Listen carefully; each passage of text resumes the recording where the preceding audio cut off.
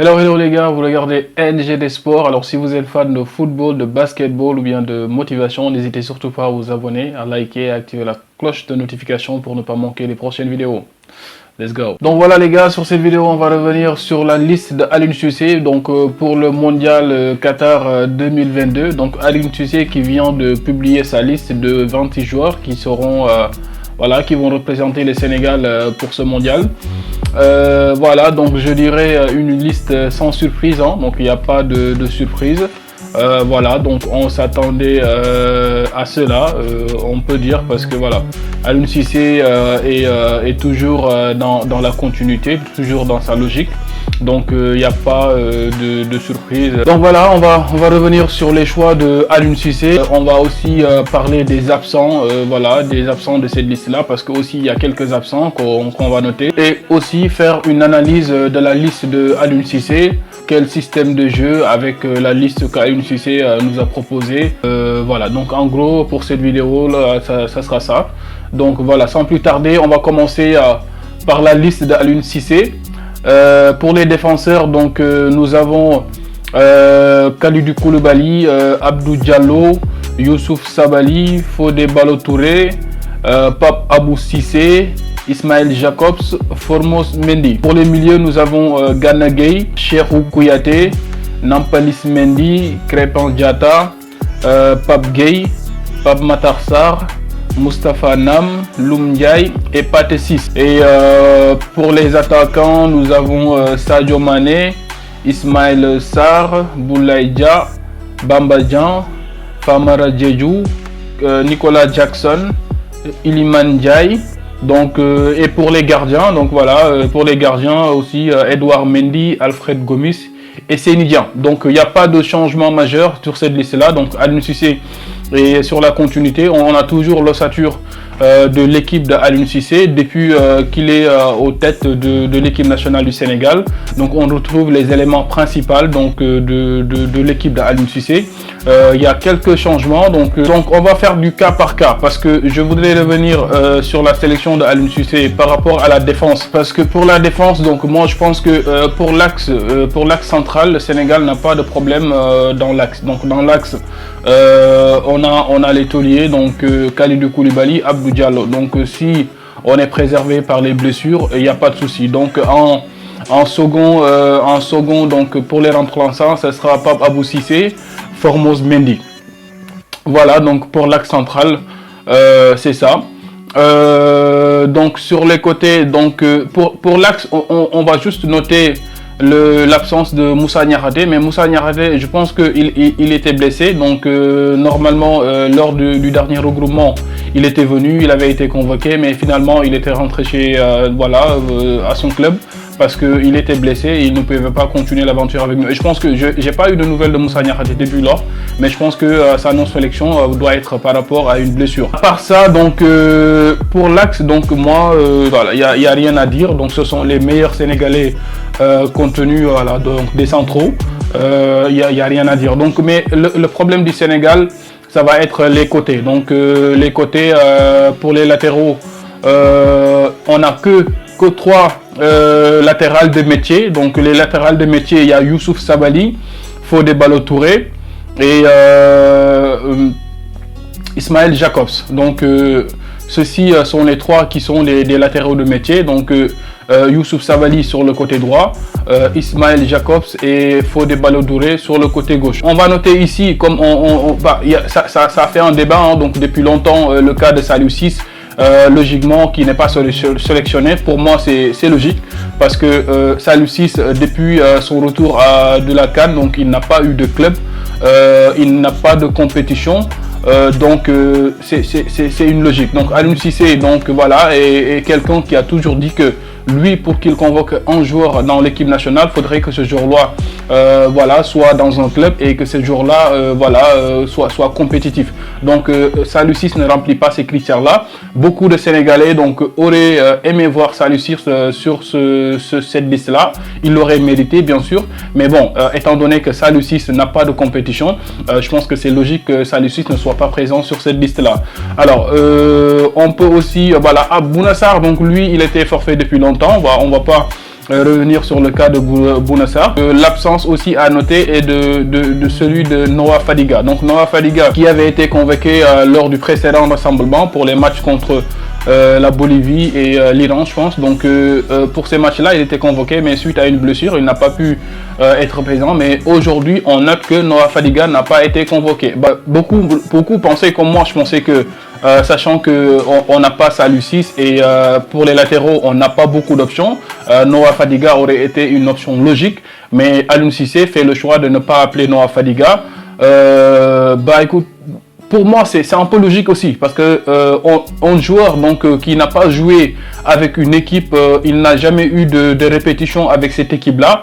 Donc Noah Fadiga, même si il avait été appelé par Aliou Cissé, Noah Fadiga ne va pas jouer, il serait sur le banc parce que Noah Fadiga n'a pas assez de répétition avec cette équipe-là.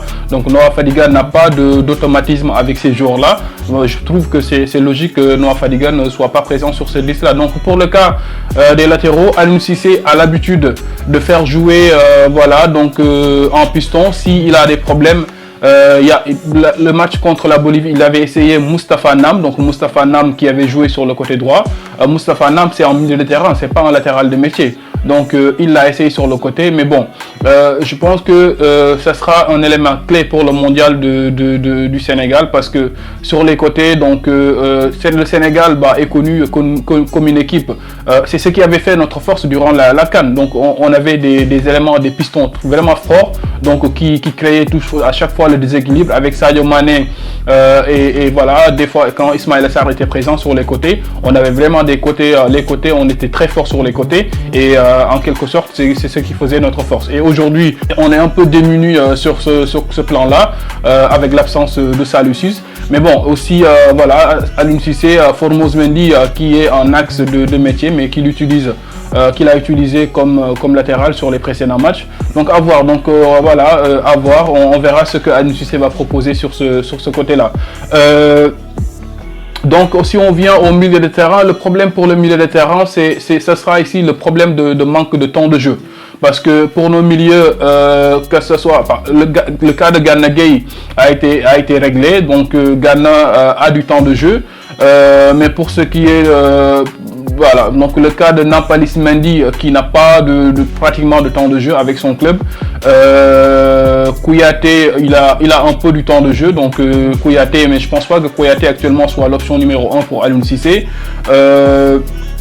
Krépin Diatta à intermittence avec Monaco depuis son retour de blessure, donc il joue des fois il ne joue pas.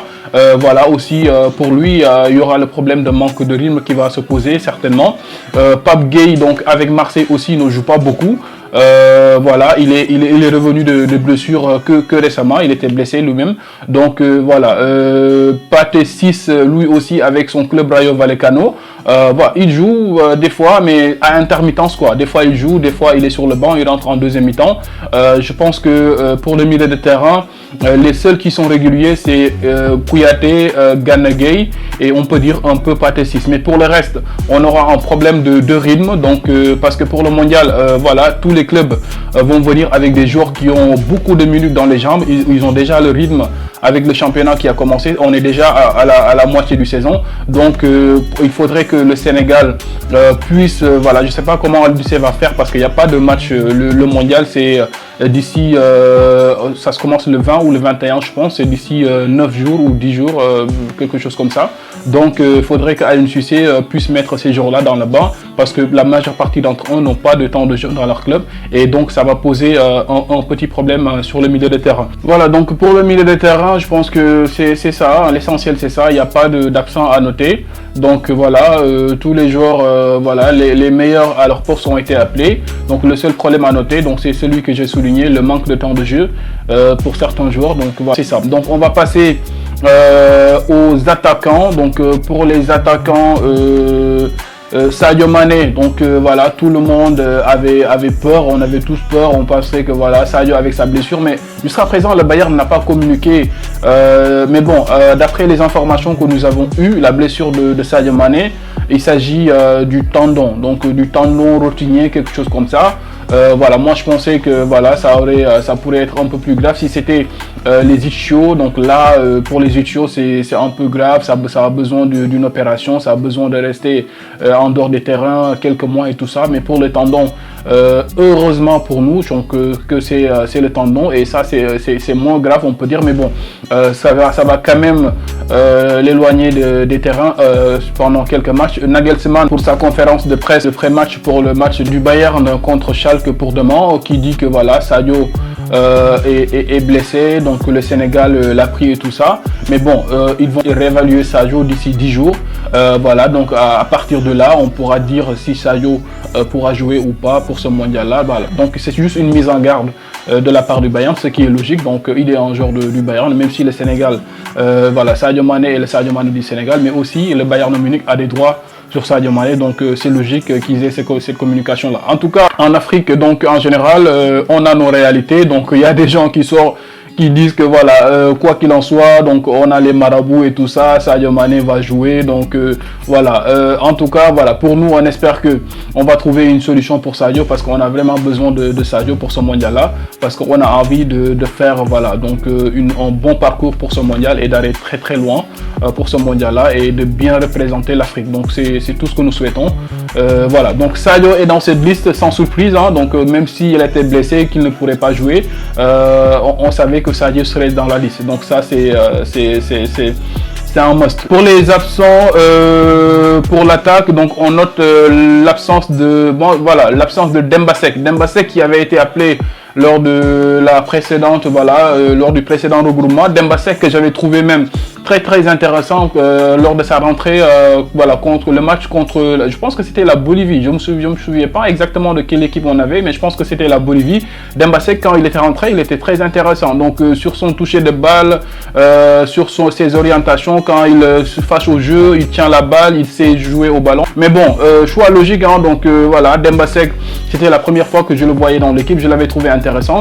Mais bon, donc Keita Baldé, l'ambianceur et tout ça, Keita Baldé qui est à, je sais pas, Moscou, je ne sais pas dans quelle équipe il est, mais Keita Baldé ne confirme pas les espoirs qu'on avait placés en lui, donc c'est logique qu'il ne soit pas présent sur cette liste-là.